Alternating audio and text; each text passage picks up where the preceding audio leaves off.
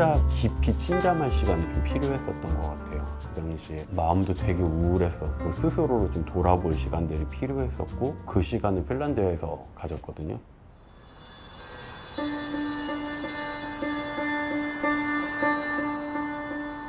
2011년이었고요. 저는 대학원생이었어요. 공부를 더 하고 싶은 마음에 대학원까지 좀 공부를 했고 막상 이제 사회에 나갈 시즌이 되니까 제가 방향을 잘못 잡았다는 생각이 좀 개인적으로 들더라고요. 저는 더 공부를 하고 더 많은 지식을 쌓고 세상에서 저를 알아줄 거라고 생각을 했는데 세상이 원하는 그 역량과 기준은 전혀 달랐었던 거예요. 그런 시간들이 너무 길어지니까 저도 되게 움츠러들기도 하고 연애도 실패하고 막 이런 되게 복잡한 상황들이 있으면서 되게 많이 지쳐 있었어요. 마침 그 당시에 친구가 알토 대학교로 석사 과정으로 유학을 가게 되면서 한번 놀러 와 약간 이렇게 이야기를 한 거죠. 사실은 되게 도피처가 필요했었고 그냥 무턱대고 지구 반대편으로 날아간 거죠. 친구 하나 믿고.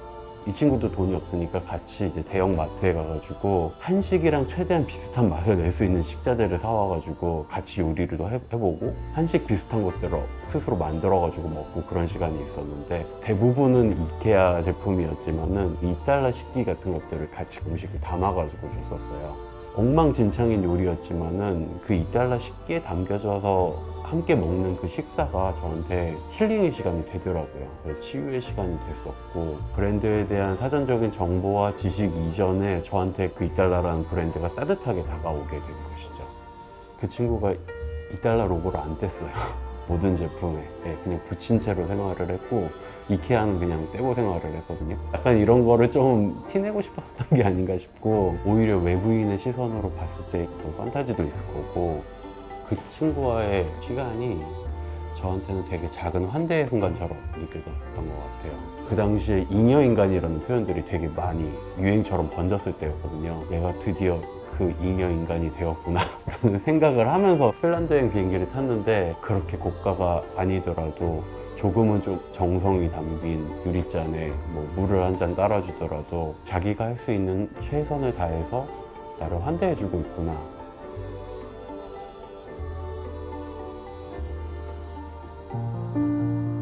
아무런 감정도 없었고 저는 핀란드 여행 때가 되게 큰 전환점이 되어서 핀란드라는 나라나 그 브랜드들에 대해서 어떤 감정과 기분과 생각을 갖게 되었지 그전에는 사실은 그냥 지식으로만 알고 있었던 브랜드와 나라였던 것 같아요. 아주 사적이고 개인적인 감정이기는 한데 사람이 왜 바닥을 친 다음에 올라오는 느낌 있잖아요. 딱 그 바닥을 치고 올라오는 느낌을 보유한 나라가 되어버린 거죠. 저한테는.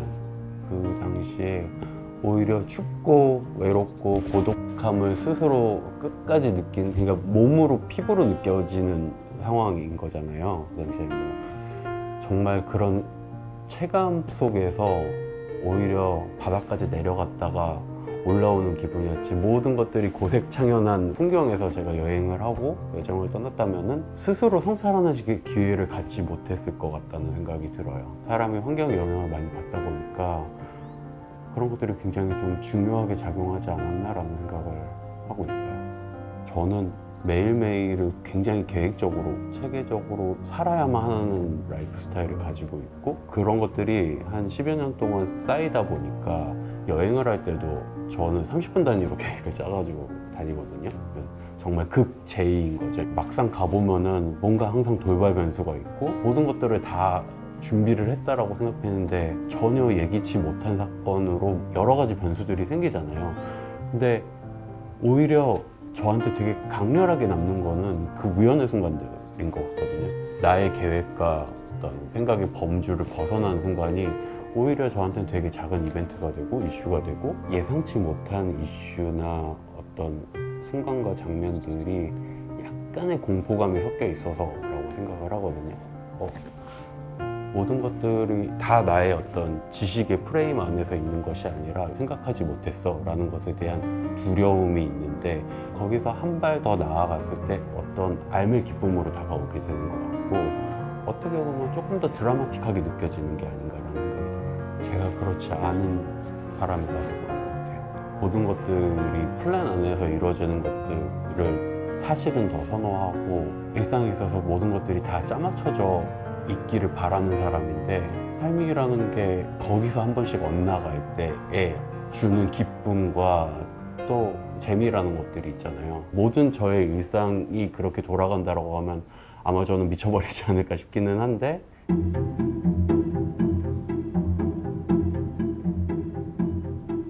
기억에 남는 순간이나 브랜드들은 결국은 어떤 외형과 스타일을 넘어서 어떤 스토리텔링이 입혀졌을 때 더 크게 와 닿는 것 같아요. 개인적인 애착으로 이어질 수도 있고, 혹은 그 브랜드 스토리를 내가 읽고 나니까 더 매력을 느끼고, 더 흥미를 느끼고, 더 리스펙하게 되고, 그런 모먼트가 있다라고 생각을 하거든요. 저는 제가 마그넷을 모으는 취미가 있거든요. 이제는 그런 것들로는 손이 안 가는 것 같아요. 대신 뭐 어느 미술관에 갔는데 전시에 관련된 굿즈라든지, 그거는 이 순간이 지나면은 더 이상 볼 수 없는 것이 되니까 내가 지금 이 순간 여기에 있었다라는 것들을 증명할 수 있는 물건들을 좀 고르게 되는 것 같아요. 결국은 그것도 넓은 의미에서 보면은 브랜드 혹은 오브제, 저만의 스토리텔링을 입히는 거죠. 그 당시에 내가 그곳에 머물고 있다라는 시간성을 규정해 줄 수 없기 때문이 아닐까라는 생각이 들거든요.